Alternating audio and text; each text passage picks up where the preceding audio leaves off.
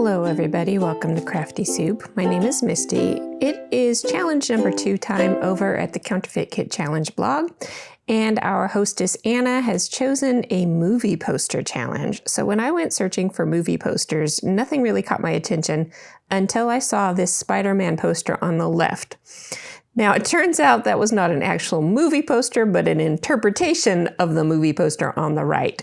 So my interpretation of movie posters is based on an interpretation. So let's dive in. I really liked the cityscape on that poster and the single kind of human figure image. So I pulled those 2 photos of an event that my daughter participated in recently.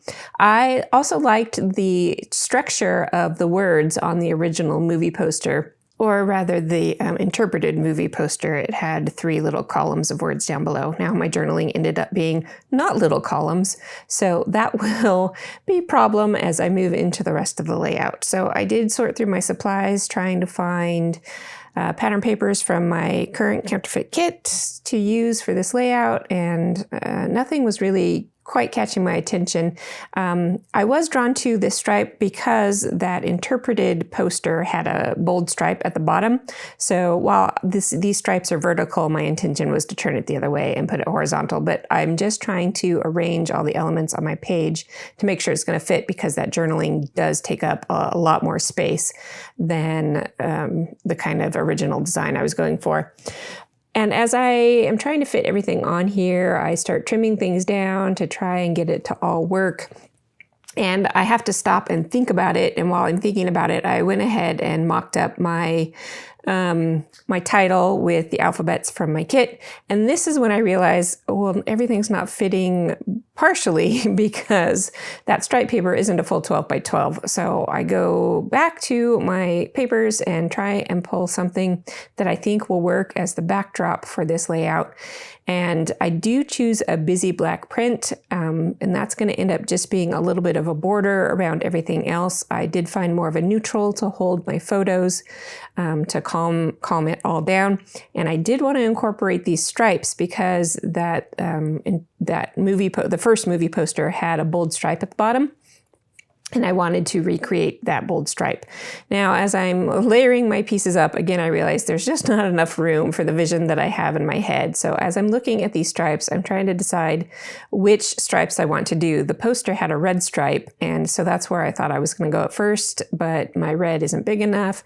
And then I realized blue, because my daughter was participating in a competition, her team was called Team Blue. And so I needed to pull in the blue stripes. It seems so obvious at this point, but sometimes when you get so worried about other details, you miss some of the bigger picture. So I cut down that blue, and my stripe paper ended up being bits and pieces of cut aparts, even though I wanted to try and retain that stripe paper for another layout. It didn't work out. So I pull my journaling back, and you will notice I've kind of been lifting up these 2 layers of this journaling, and that's because I attached vellum to just a plain sheet of printer paper and ran it through my printer to print my journaling on vellum so that I can still see those elements in the background, those stripes that I'm choosing. And the journaling will definitely show up better on the stripes than they would have on that polka dot background pattern. So that stripe paper is doing a couple of jobs here. So I'm trying to get everything lined up, and again, that journaling is just taking up way more space than I expected, so I'm going to have to do more trimming. That is the name of the game today. Originally, I wanted my title to be one long title across the top with a bit of a subtitle, but that is just not going to fit. So I did go ahead and center my photo like the movie poster is, and I'm going to have to work my title around that photo instead of being able to get it to go across the top. And because I didn't want that uneven polka dot border up there, before I do that, I used temporary adhesive to tack my vellum to my printer paper to run it through the printer.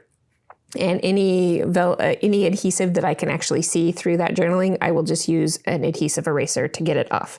Okay, so I did add a little blue stripe to the top of the layout to reflect the bottom stripes, as well as kind of even out that black border because those polka dots were uneven at the top. Now here's where I am working my title around my photo. I am working my letters closer to the photo and working backwards with my spelling because that helps get the spacing that I want. And again, I didn't have the sizes of letters. I wanted this light blue to be the letters that I used for what now is the dark blue that says third place, but I didn't pardon me, I didn't have any numbers in that light blue, which I didn't realize till I started spelling things. So I had to redo all my title. At any rate, I got it on there.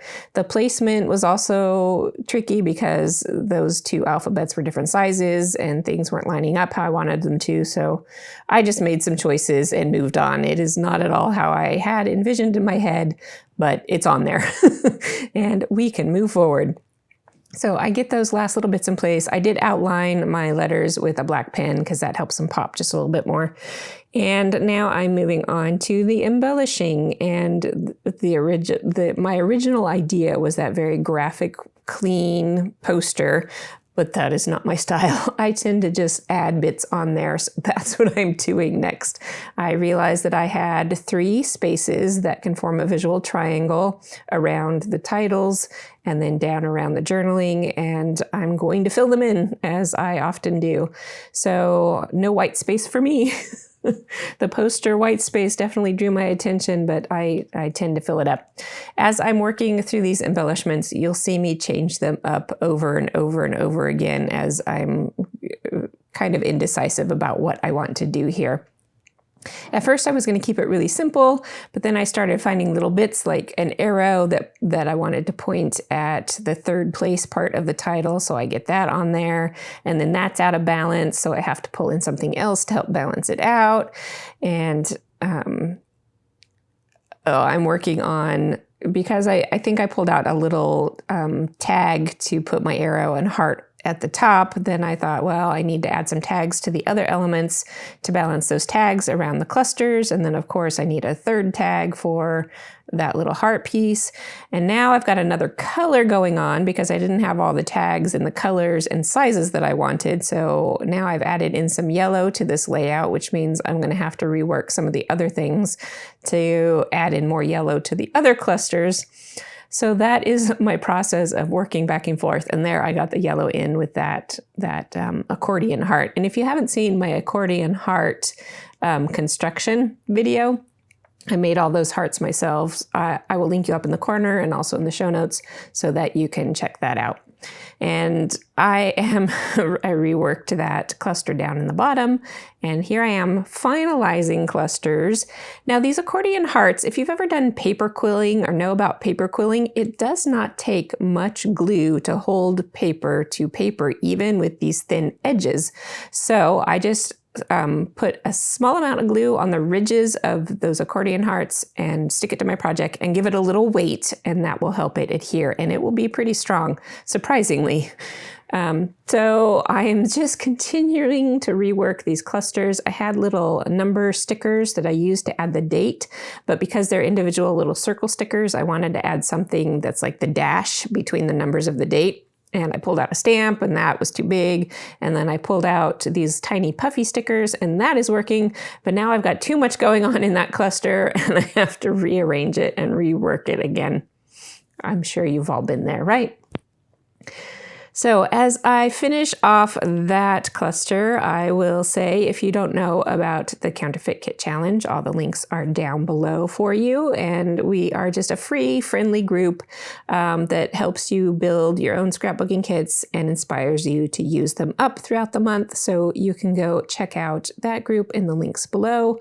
I love being on the design team there. It is such a fun project, and it helps me put things together from my stash that either have been ignored or It can help me use things together that I wouldn't think about putting together, so I really like this project. And as I leave you with some close-ups, I will say thank you very much for watching. I would appreciate a thumbs up if you got something useful out of this video, because that does help the YouTube algorithm get my projects out to share with more people. So I will leave you with that. I believe I will be back on Friday. Oh yes, I have an Easter card project for you on Friday and another freebie to go along with that project. And I had a lot of fun with this one. So I hope you will join me on Friday. Until then, I hope you have an artful day.